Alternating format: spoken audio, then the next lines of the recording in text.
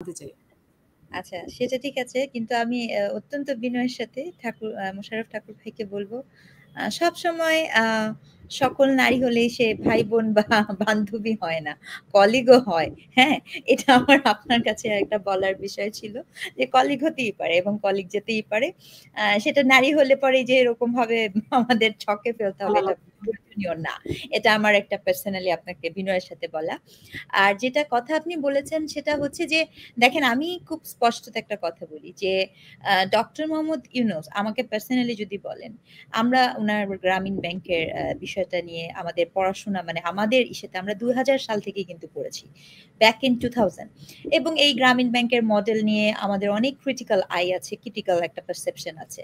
এবং এই বিষয়ে কোনো সন্দেহ নাই যে উনাকে অনেক রিডেবল উনি, অনেক বেশি একটা বাইরের বিভিন্ন বিশ্ববিদ্যালয় he is a very good celebrated একটা স্কলার ক্যারেক্টার কিন্তু। তো সেই জায়গাটা থেকে ডক্টর মোহাম্মদ ইউনূসের আসলে কখনোই উনার মতো একটা পারসনের কোনো সময়ই বাংলাদেশের লোকাল পলিটিক্স বা বাংলাদেশ নিয়ে উনি কনসার্ন এটা আমি কখনোই মনে করি না। উনার আল্টিমেট টার্গেট থাকে বহির্বিশ্বে উনার ইমেজ নিয়ে। হয় কি? আপনি যখন একবার মন্ত্রী হয়ে যাবেন তখন কিন্তু আপনি আর মন্ত্রী হয়ে মন্ত্রীর পদে থেকে আপনি কিন্তু কখনো আর ওই কমিশনার হতে চাবেন না। কারণ আপনি মন্ত্রী হয়ে গেছেন। তখন আপনি আরো ফার্দার এ যেতে চাবেন। এটাই হিউম্যান নেচার।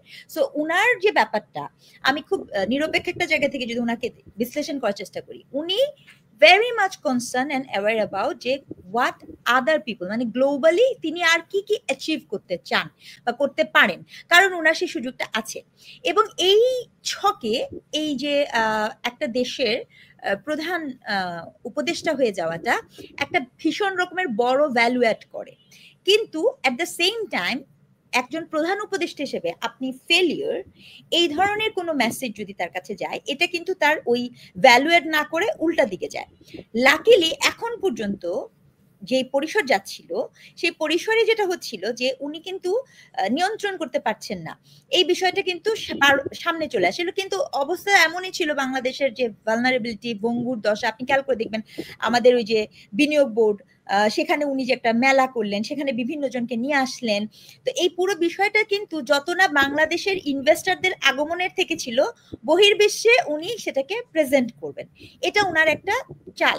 এবং আরেকটা ব্যাপার যেটা আমি এটা স্ট্রংলি মনে করি এবার উনার যে এই বড় বড় মানুষদেরকে নিয়ে যাওয়ার যে প্রক্রিয়া এই প্রক্রিয়াতে যেটা হয়েছে যে উনার মূল চালটা ছিল বহির্বিশ্বের মানুষের কাছে উনি কিভাবে উনাকে রিপ্রেজেন্ট করবেন এবং এই ফাঁদে পা দিয়েছে বাংলাদেশ জাতীয়তাবাদী দলের মহাসচিব হুইচ ইজ ভেরি আনফর্চুনেট। এত সিনিয়র একটি পলিটিশিয়ান গ্রুপ মানে পলিটিশিয়ান একজন সিনিয়র পলিটিশিয়ান এবং এত গুরুত্বপূর্ণ দলে থাকা লোকজন আমি খুব দুঃখিত যে তাদের বুদ্ধিভিত্তিক আন্ডারস্ট্যান্ডিং এর কি হয়েছে আমি বলতে পারবো না। তারা কি চিন্তা করেছেন সেটাও আমি বলতে পারবো না। আপনি খেয়াল করে দেখেন উনি গিয়েছেন কাদের সাথে একটু চিন্তা করে দেখেন উনি গিয়েছেন এনসিপির আক্তার তাসনিম জারা এবং নকিব সাহেব সম্ভবত জামাতের সিনিয়র একজন। জামাতের বিষয়টা খুবই আলাদা কারণ জামাত কিন্তু ওখানেও একটা পলিটিক্স জামাত ঠিকই করতে পেরেছে।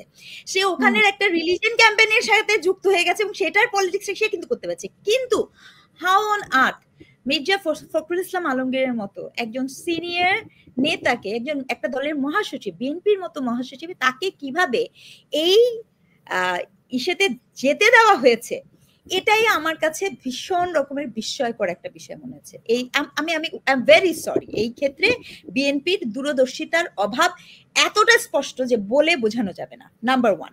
নাম্বার টু যাওয়ার প্রেক্ষিতে কি হয়েছে আপনি কি বলতে চান যে এই যে উনি এর আগে যতবারই এর আগে নিউ ইয়র্কে আপনি সরি ইংল্যান্ডে যখন গিয়েছে সেখানেও কিন্তু একটা ইনসিডেন্ট হয়েছে এই উপদেষ্টাদের নিয়ে আমাদের কাছে সেটারই আছে।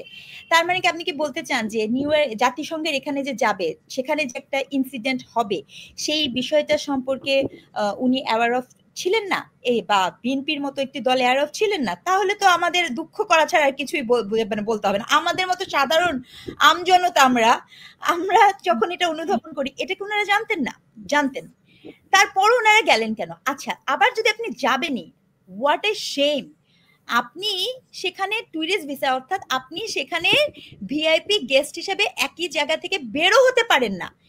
হোয়াট এই শেম, মানে কতখানি অপমানজনক। অপমানের ব্যাপারটা তো পরে রাস্তায় গিয়ে যেটা হয়েছে সেটা আমি বাদই দিলাম, কিন্তু তার আগে ক্রনোলজিক্যালি এই যে আপনাকে একটা চক্রের মধ্যে ফেলা হয়, হয়েছে কি, আমি এই বিষয়টা খুব অনুভব করি ইদানিং আমার নিজস্ব কিছু অভিজ্ঞতাতে। মাঝে মাঝে মানুষকে না চক্রের মধ্যে ফেলা হয়। তো আমরা তো ওই যে বললাম আম মানুষ, সাধারণ না মানুষ, কিন্তু আপনি যখন এত বড় দলের নেতা হন, আপনার দিকে পুরো জাতি তাকিয়ে থাকে, আপনার কাছে মানুষ ভরসা চায়, আপনার কাছে মানুষ দিক নির্দেশনা চায়। সেই জায়গাটায় মির্জা ফখরুল ইসলাম আলমগীরের মতো একজন সিনিয়র রাজনীতিবিদকে পাঠানো এবং উনার যাবার সম্মতি জ্ঞাপন, এটা তো ভীষণ রকমের একটা পলিটিক্যালি একটা চাইল্ড একটা একটা একটা মোটিভ ছিল। এটা তো ভেরি ইম্যাচিউর একটা মোটিভ। আর সেখানে যখন আপনি পাঠালেন, পাঠানোর পরবর্তীতে কি হলো, ডক্টর মোহাম্মদ ইউনূস খুব কনসিয়াসলি দেখিয়ে দিয়েছেন পুরো জাতিকে যে এই যে জাতি উনি চালাতে পারছেন না, এটা সত্য না, এটা একটা অসভ্য জাতি। এই জাতির প্রতিটা পলিটিশিয়ান হচ্ছে অসভ্য এবং তাদের কোনো নিয়ন্ত্রণ নাই। তিনিই একমাত্র ব্যক্তি, তিনি অত্যন্ত বলিষ্ঠ হাতে এই অসভ্য জাতির, অসভ্য রাজনীতিবিদদের অসভ্যতাকে নিয়ন্ত্রণ করছে।